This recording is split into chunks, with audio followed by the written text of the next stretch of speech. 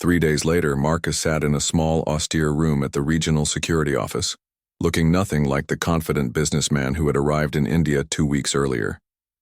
His expensive clothes were wrinkled, his face was pale from stress and lack of sleep, and his usual arrogant demeanor had been completely replaced by humble contrition. The investigation had been thorough and professional, involving multiple interviews, witness statements from dozens of tourists, review of security, footage, and coordination with both the American embassy and local legal authorities. Every step had been explained to Marcus. Every procedure had been followed to the letter, and every courtesy had been extended to him, despite his initial behavior. Captain Singh entered the room carrying a thick file folder, accompanied by an official from the American consulate and a local lawyer who had been appointed to assist with Marcus's case. The captain's expression remained professional, but Marcus thought he detected a slight softening around the edges. "Mr. Thompson," Captain Singh began, settling into his chair across the small table. "After extensive investigation and consultation with all relevant authorities, we have reached a decision regarding your case." Marcus's hands trembled slightly as he waited to hear his fate. The past 3 days had given him plenty of time to think about his behavior, his attitude, and the chain of events that had led him to this moment. The businessman who had once bragged about employing more people than the entire checkpoint now sat silently, waiting to learn whether he would face criminal charges in a foreign country. "The evidence clearly shows that you did attempt to handle military equipment without authorization," the captain continued. "Multiple witnesses and security footage confirm this fact. Under normal circumstances, this would result in serious criminal charges and potentially significant jail time." Marcus closed his eyes, feeling sick to his stomach. Images of Indian prisons flashed through his mind, along with thoughts of his career, his reputation, and his family back home who had no idea what kind of trouble he had gotten himself into. "However," Captain Singh continued, and Marcus's eyes snapped open at the word, "several factors have been taken into consideration. First, you have shown genuine remorse and cooperation during the investigation process.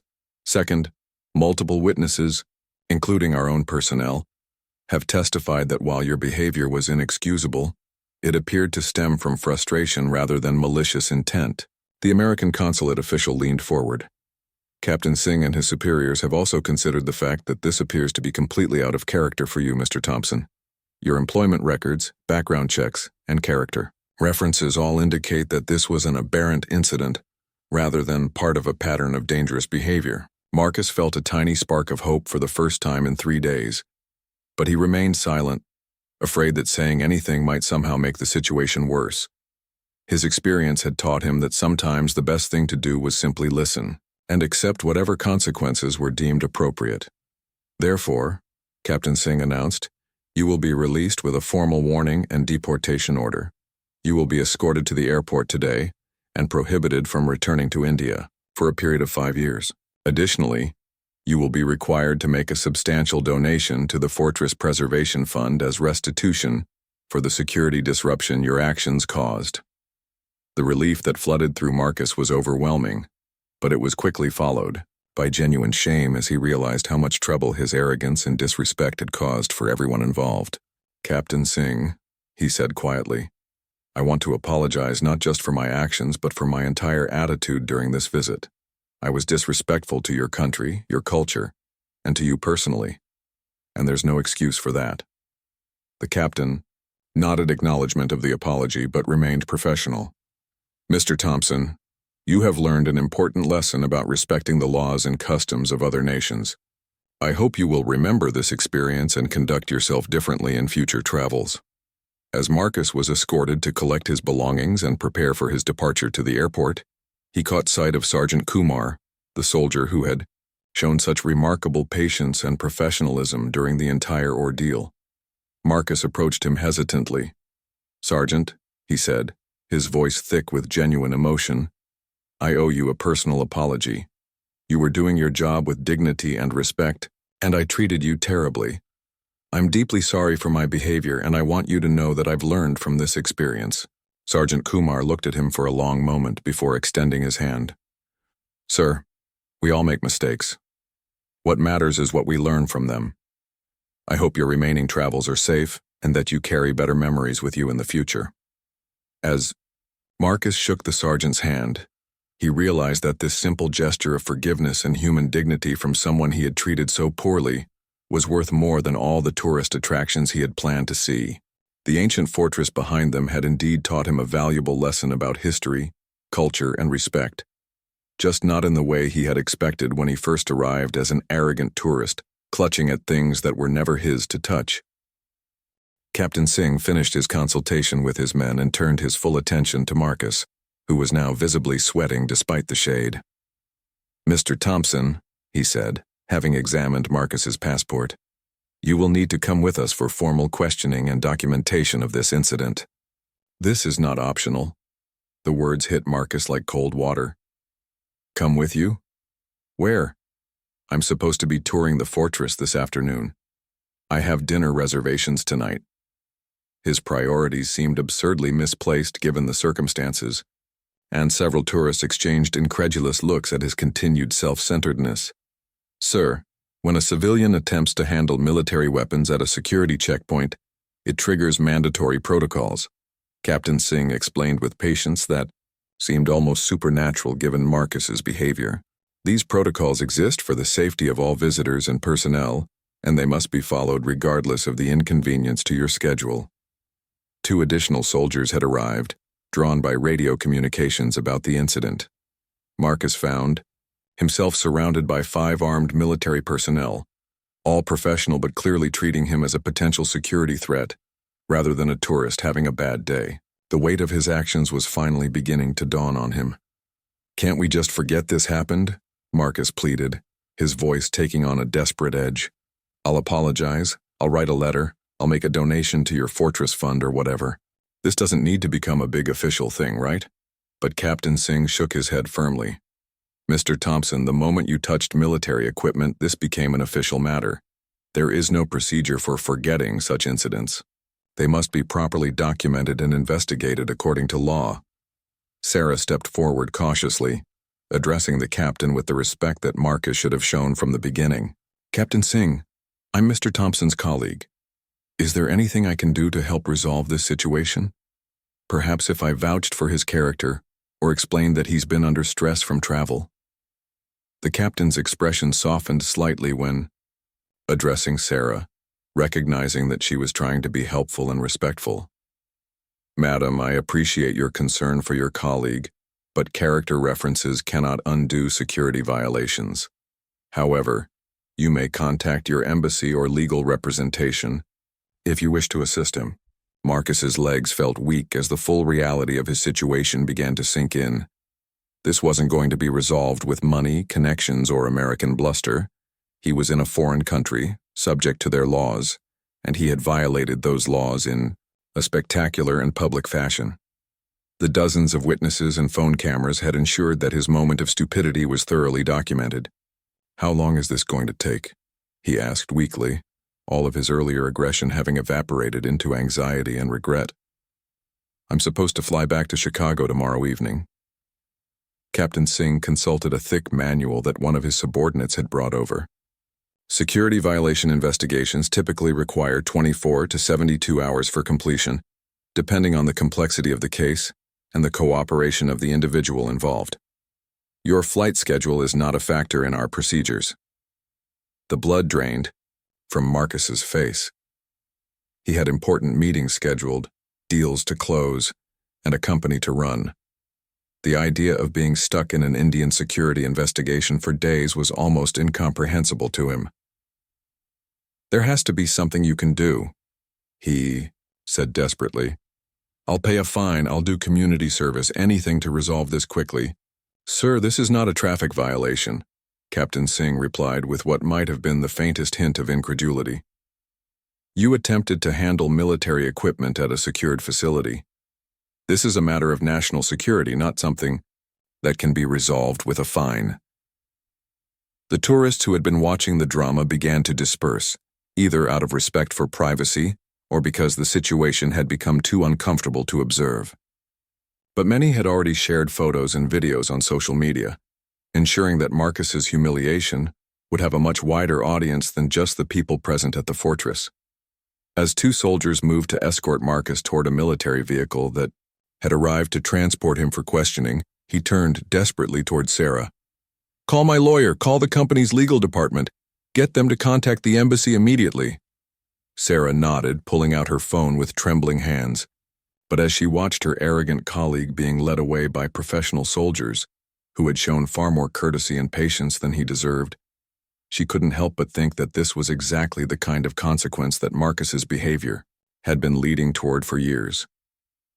The ancient fortress had seen many forms of justice dispensed within its walls over the centuries, but rarely had the punishment fit the crime quite so perfectly as it did on this scorching afternoon when an arrogant tourist learned that respect and humility aren't just cultural niceties. They're essential tools for navigating the world safely. The reaction was immediate and overwhelming. Sergeant Kumar's hand clamped down on Marcus's wrist with iron strength, while his other hand secured his weapon. "Step back immediately," he commanded, his voice cutting through the air like a blade. The polite, patient tone was completely gone, replaced by the authoritative voice of a trained soldier dealing with a serious security threat.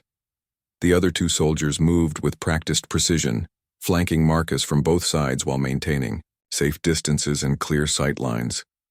Their weapons remained properly positioned, but their body language had shifted completely from helpful tourism assistance to alert military personnel dealing with a potential threat.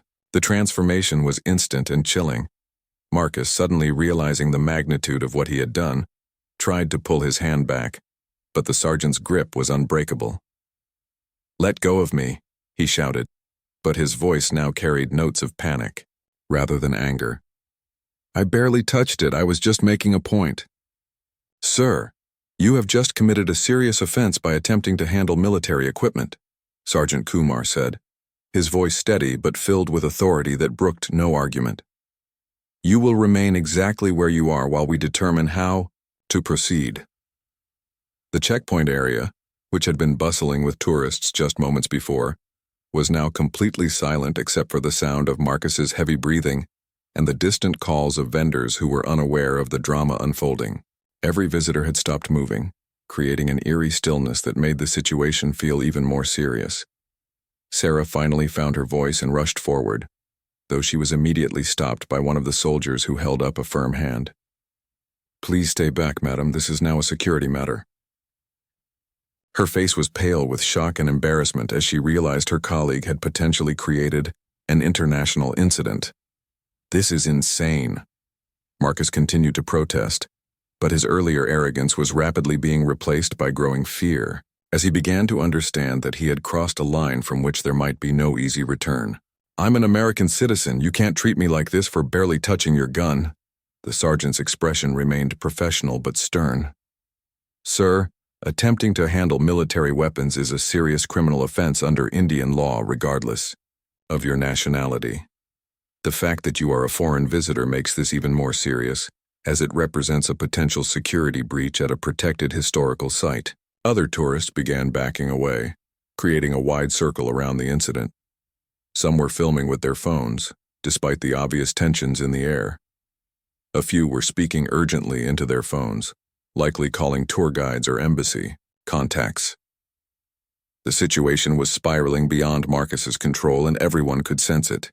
A senior officer, attracted by the commotion, approached the scene with quick, purposeful strides.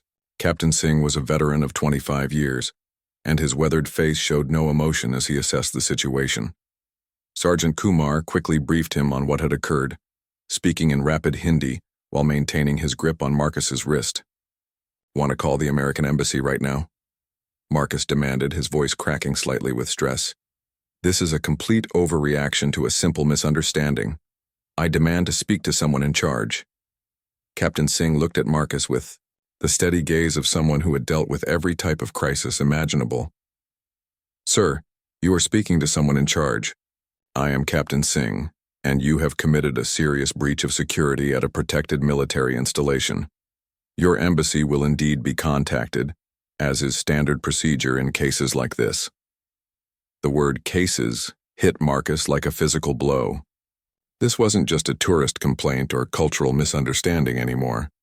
This was a case, something official, something serious, something that would have records and consequences and potentially legal ramifications that could follow him long after his vacation ended. Cases like this? Marcus repeated weakly. What do you mean, cases like this? This is just a misunderstanding.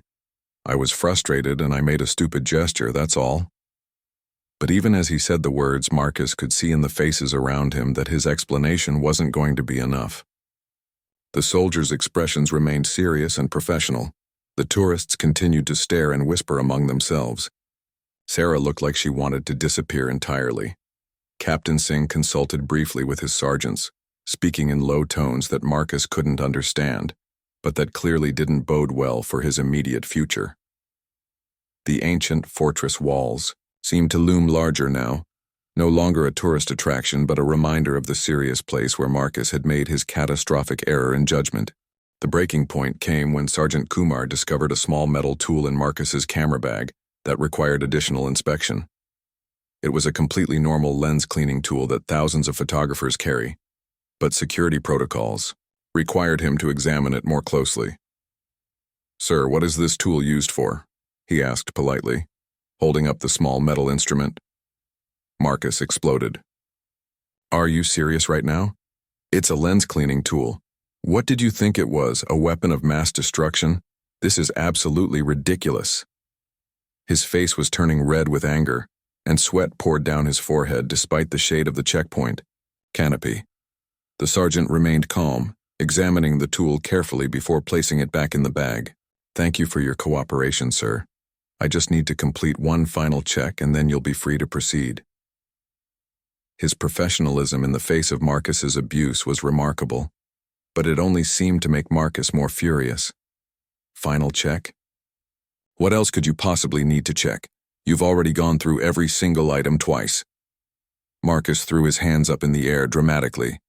"I've had enough of this treatment. Do you know who I am? I run a multi-million-dollar company back in Chicago. I employ more people than this entire checkpoint." The sergeant continued his duties, but the other soldiers had moved closer, sensing the escalating tension. Marcus noticed their movement and interpreted it as intimidation rather than standard security protocol. "Oh, great. Now you're calling in reinforcements. What's next, calling the army?" One of the younger soldiers spoke up quietly.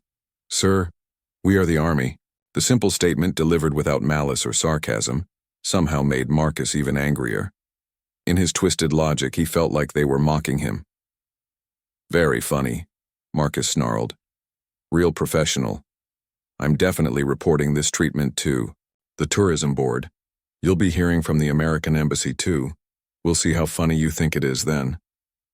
The threats rolled off his tongue as if he were accustomed to getting his way through intimidation and connections. But the soldiers remained unimpressed by his bluster. They had dealt with difficult tourists before, though rarely anyone quite this aggressive and entitled. Sergeant Kumar finished his inspection and began repacking Marcus's bag with the same careful attention he had used to unpack it. This courtesy, which should have been appreciated, instead triggered Marcus's final meltdown. "Don't bother being careful with my stuff now. You've already manhandled everything I own. Just shove it all back in there." He reached for his bag aggressively, trying to grab it from the sergeant's hands. The sergeant gently but firmly kept hold of the bag. "Please allow me to finish, sir. I want to ensure your equipment is properly secured." His calm professionalism was in stark contrast to Marcus's increasing hysteria.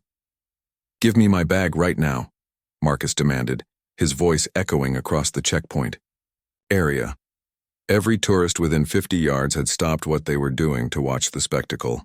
Some were filming with their phones, capturing what was clearly becoming an international incident. In his rage and frustration, Marcus's eyes focused on the rifle at Sergeant Kumar's side. The weapon represented everything he hated about this situation. The authority he couldn't challenge, the control he couldn't seize, the respect he felt he deserved but wasn't receiving. In his twisted mental state, the rifle became a symbol of his humiliation. Without thinking clearly, driven by pure ego and entitlement, Marcus made a decision that would change everything. He reached out toward the weapon, his hand moving with shocking boldness toward something no civilian should ever touch. "Maybe I need to get your attention a different way," he said, his voice carrying a dangerous edge. The moment his fingers made contact with the rifle, time seemed to freeze. Every person in the area, soldiers, tourists, vendors, even children, stopped what they were doing. The collective intake of breath was audible as dozens of witnesses realized they were about to see something unprecedented.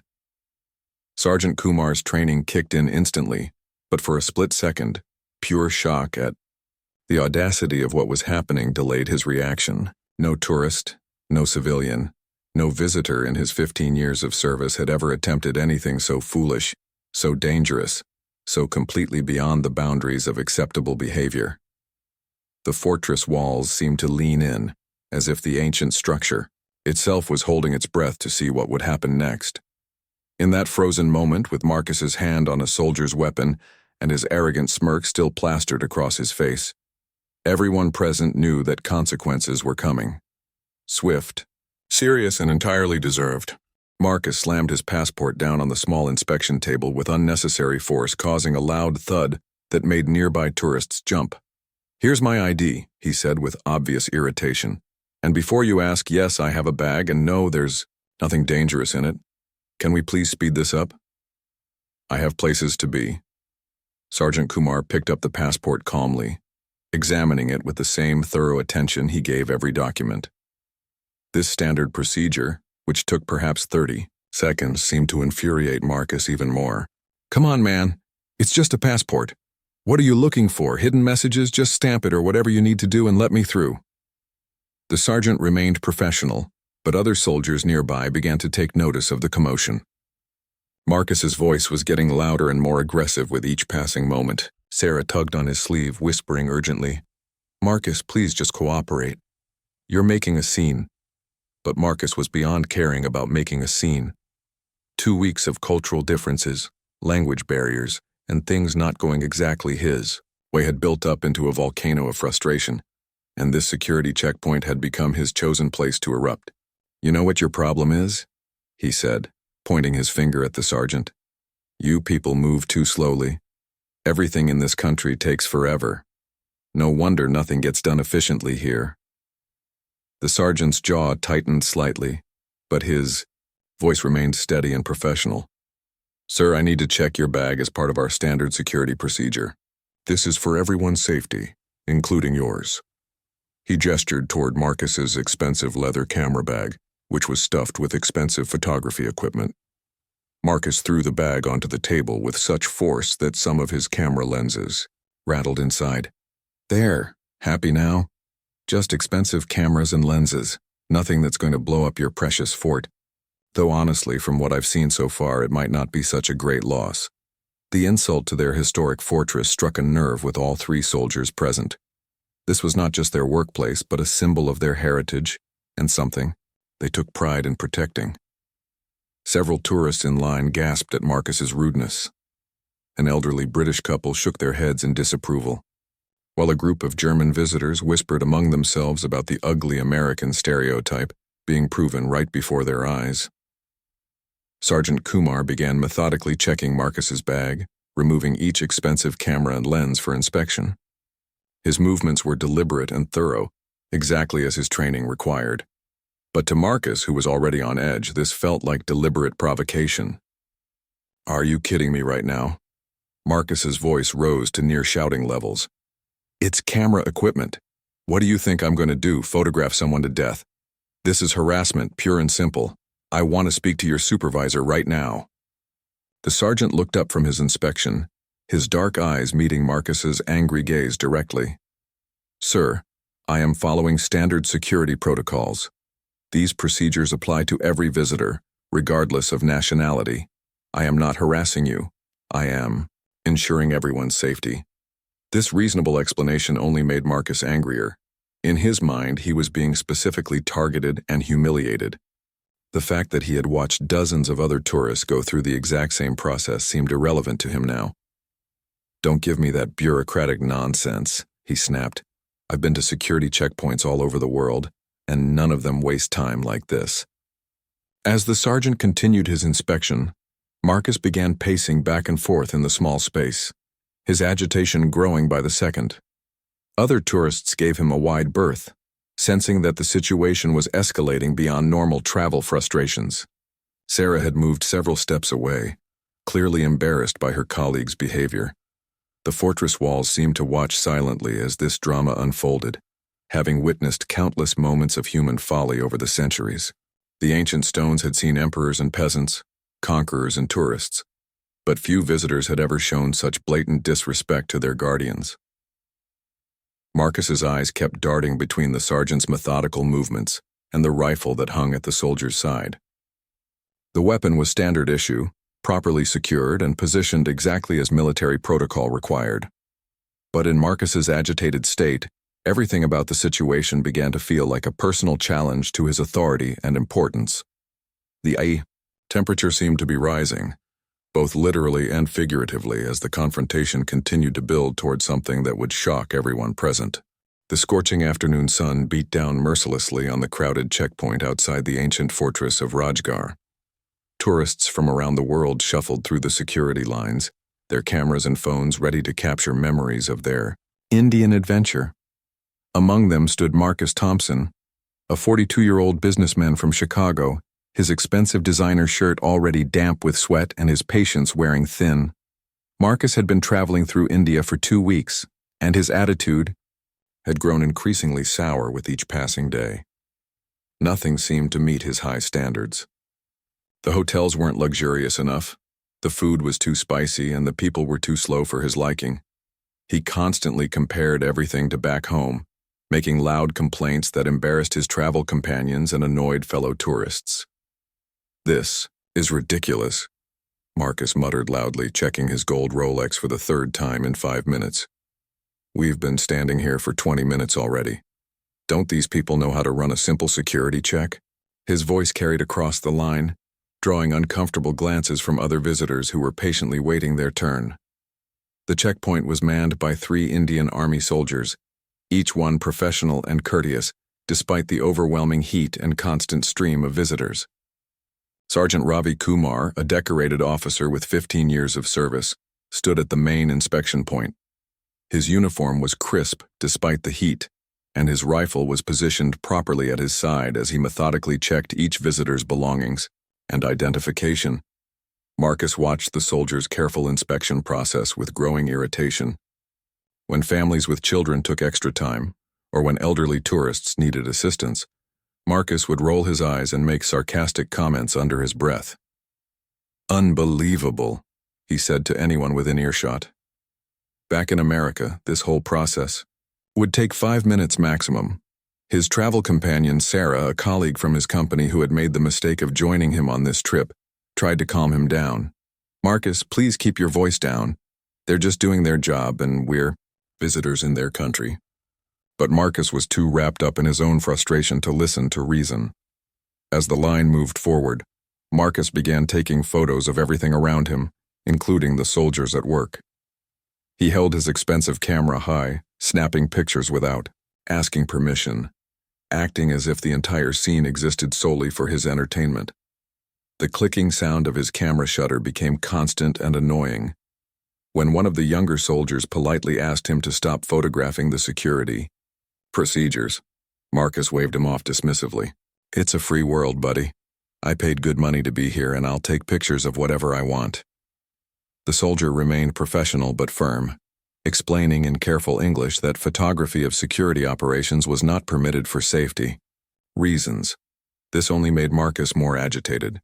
He began speaking loudly about his rights as a tourist and how much money he was spending in India.